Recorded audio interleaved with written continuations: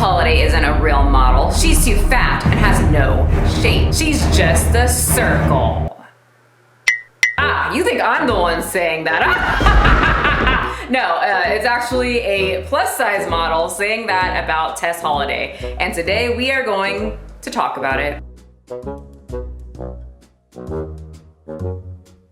Hi guys, welcome to my channel. My thoughts will probably offend you. My name is Michelle McDaniel. I am a personal trainer, a pug mom, and a cosplayer. And before we start, because you guys are always in the comment section asking, yes, my 12-week program is now open and ready for you guys to sign up. You get a 12-week workout program, you get my nutritional program, but not only that, because yes, those things are great, but we also have a support group where everyone who signs up is in a group melting pot on Facebook, and I keep you in that Facebook melting pot, and I post meal prep videos, grocery haul videos, recipes, basically cooking videos, because nutrition is a big part in losing weight and getting healthy or gaining muscle, whatever your goal is. We'll also be doing question and answer seminars, sometimes like live workouts together, things that we can do at home, yoga seminars. It's just gonna be a positive community, because I think a community and support is something that people need when getting into this. So if you are interested, it is a 3-month program. That's $170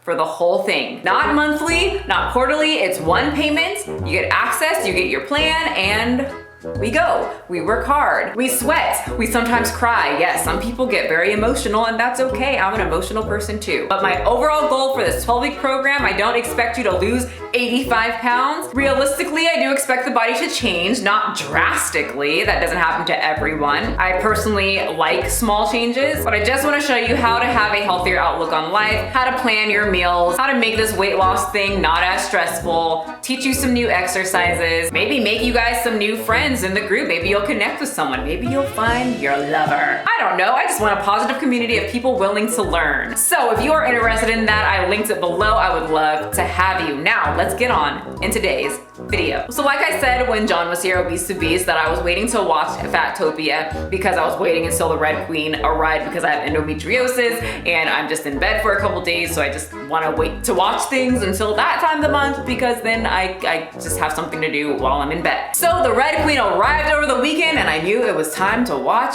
Fattopia, the new documentary that a lot of fat activists are very just enraged and pissed off about. I wanted to see what everybody was getting worked up over, so it was pretty obvious as I was watching, like John said, that the person that created the documentary was definitely trying to, he's definitely making it for people like me, most likely people that watch this channel, people that think and know that obesity is unhealthy. I don't think that he was being rude. I didn't see anything that I was like, ooh, that was really a low blow there. That, you know, I was reading some of the reviews, and they said that he was just fat phobic, he hates fat. Let me read a review really quick. This one says, it's super obvious from the get-go that the filmmaker has a bias. I agree. Like I said, I think he, you know, made it for people like me. He doesn't like fat people. I don't think that the film, like they always say this, I don't think that, because people say this about me, I hate fat people. Yes, that I hate my whole family. I just hate their fat selves. That's such a weak thing to say. I don't think he hates fat people. I don't think he sees a fat person walking down the street and says, I hate you. He doesn't say that. Most people don't care about what you're doing walking down the street. He doesn't like fat people, which is fine. However, why go through all this trouble to make a movie? Why go through all this trouble to make a review? Calm down, girl. He doesn't respect these people. Why would he care if they die? He doesn't. I hate that one too, because I do care if people die. I know what it feels like to have no control over food, and the food has complete control over you. That's a sucky feeling. I hate that feeling. I still struggle with it right now. It's not fun. So I hate that argument as well. Random reviewer on Amazon. It's also badly made. The interviews are boring. It's predictable and lacking facts. It's just boring and stupid. I did want to say, I can tell that it's a low budget movie. I honestly felt like I was watching a very long YouTube video, which is fine. I love YouTube. I don't think he had all the funds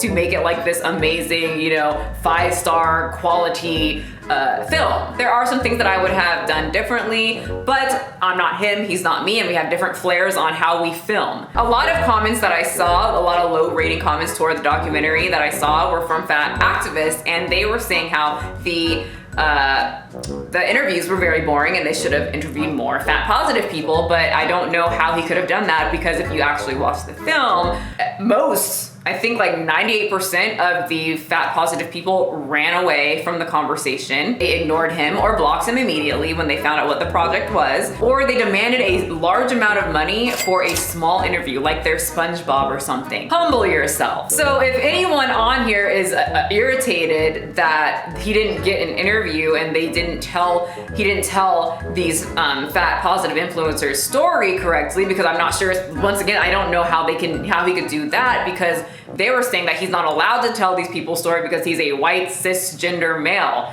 So I'm just conflicted about what they're talking about, because if he can't tell it, then you guys should tell it, but you guys also don't want to explain your stance, so I'm very confused. I do want to say, if I have any fat positive individuals right now that want to speak to me live, I don't do debates. I don't want to debate you. I don't feel like there's anything for me to debate. I believe in what I believe in. It's backed up by science. Anything you say is not going to change my mind. Anything that you feel is not going to change my mind. I don't think being obese and morbidly obese is healthy, and that's that. Maybe it's my age or my schooling, I don't know, but I will never agree. I'd much rather do an interview. I'll give you my platform and we can just kind of talk to each other, and I see where you stand. Who knows, maybe we will actually agree on some things. I found some things that I do agree with. Like I said, I'm not a traditionally the traditional beauty according to media. I am too strong looking according to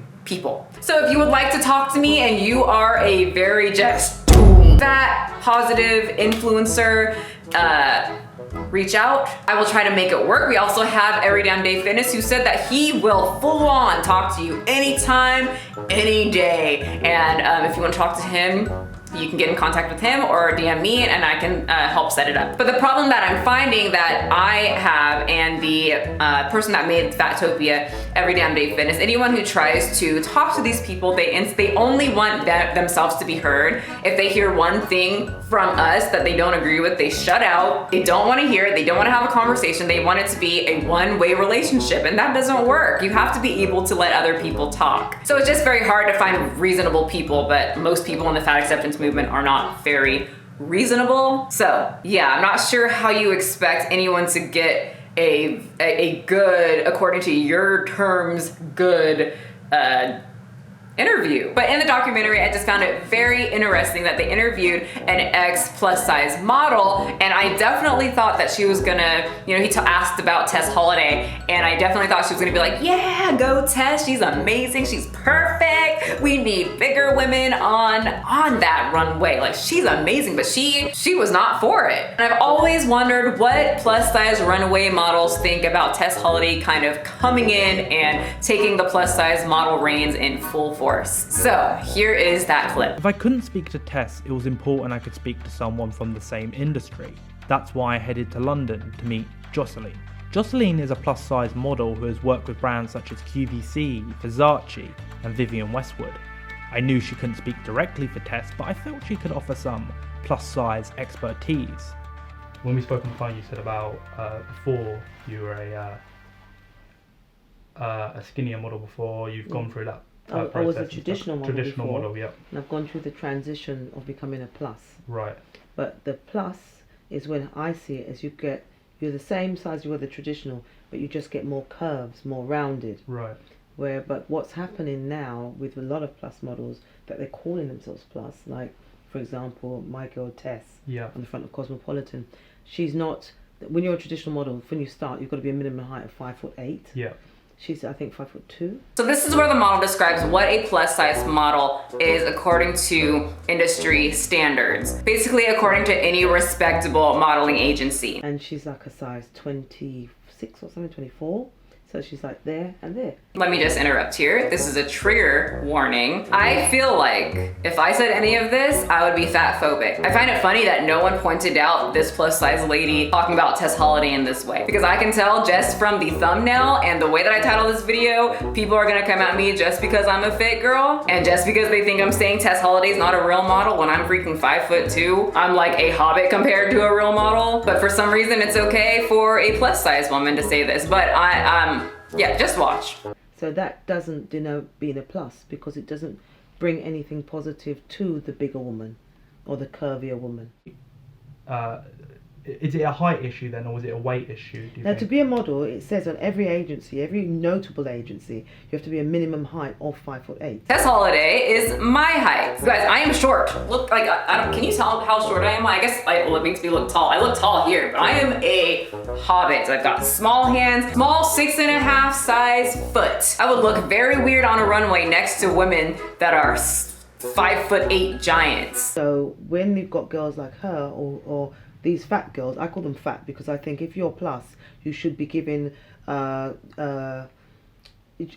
should be, they're all attractive, they're pretty girls, but you should be in proportion. And I agree, and you don't have to take this seriously because I am a fashion school dropout, but when you make clothes or when you're designing clothes and you're just trying to show off the clothes, you want a proportion model. You don't want a body that's going to be very distracting. And look at Tess walk down the runway. She looks uncomfortable. Her walk is not good. I don't even look at the clothes. And that is the shiniest thing going on that I have ever seen, and I don't see it at all. I just look at her body. And runways are meant for fashion designers to show off the clothes. But you shouldn't be like this, and for me, in my opinion, I just think she doesn't represent the plus model or what a plus model exactly is.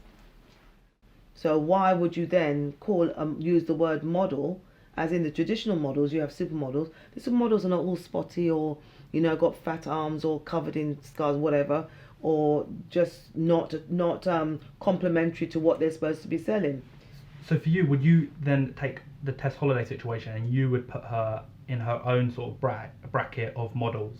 So I don't call them. There's the traditional models, there's the plus size models, and then I don't know what label you would call them, because they're not really. What is she modeling?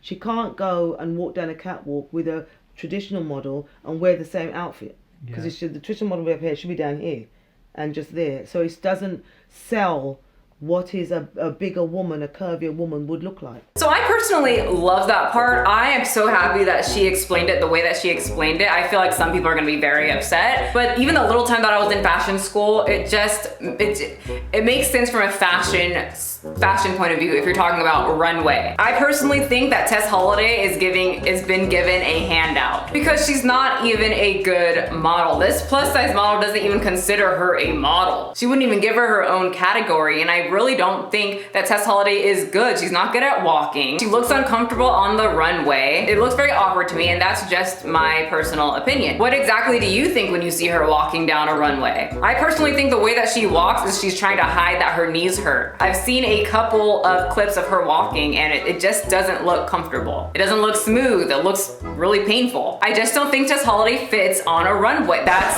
not a fat joke, but I'm sure many of you guys will take it that way, but I just don't think she fits on a runway. I don't fit on a runway. Can you imagine me like standing next to a tall person?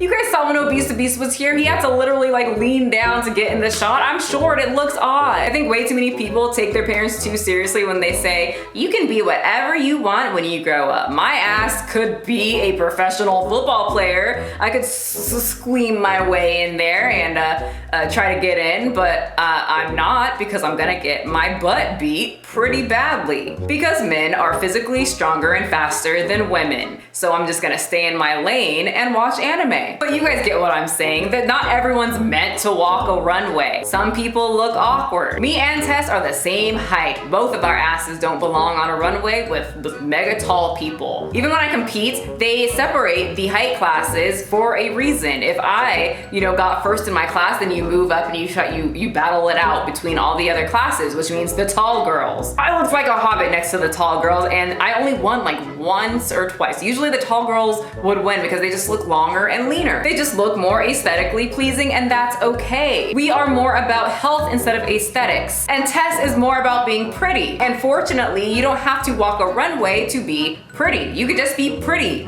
on Instagram. Anyone now can be an Instagram model. But I don't think everyone can be or should be a runway model. I'm sure they're paying her a pretty penny, and we all know how much Tess loves money, and I'm sure you would probably take the money and walk your ass down that runway if they're gonna pay you super well. I know if they were like, hey, 5'2", hobbit muscle chick, you want to walk the runway? See, I don't belong on a runway, but I would take it. But you also have to deal with people saying that was awkward, and I don't think you fit in this whole thing. It looks weird. And you just have to deal with that, and that's personally what I think about Tess Holliday walking a runway. Or like I said before, these people just know that her name makes a lot of money, they make people feel comfortable, and therefore they are going to have her, not because they respect her as a model or a person, or they think that she is, has this amazing body, but because her presence and her popularity brings money into their business. But I found it interesting. I've always kind of wanted to know what some plus size models think of Tess Holliday coming into the plus size industry when she is more of a circle shape. And I know in the fashion industry they want they have, their base measurements because of the way the clothes will look and how it looks on the runway, and they're more focused on the clothes, and that's that. I just found it very interesting. So you guys know my opinion, the ex plus size model's opinion, and now I want to know your opinion. What do you think about Tess Holliday on the runway, and what do you think about this plus size model saying that she's not a real model? I'm looking forward to reading your comments, especially the ones that only see the title and are now calling me a man in the comment section. Thank you so much. I'm glad that you noticed my muscle. Remember, you don't have to be a size 2. Abs are great to have, but not needed to be healthy. Health is very important, and remember, you don't have to be everything all the time. You don't have to be a football player. You don't have to go build a house. Some people are super tall. Some people, short people, are very good at biting ankles. So suck on that, tall people. That's what I can do. I'll bite your ankles. That's how short I am. Okay, I'll see you guys next time.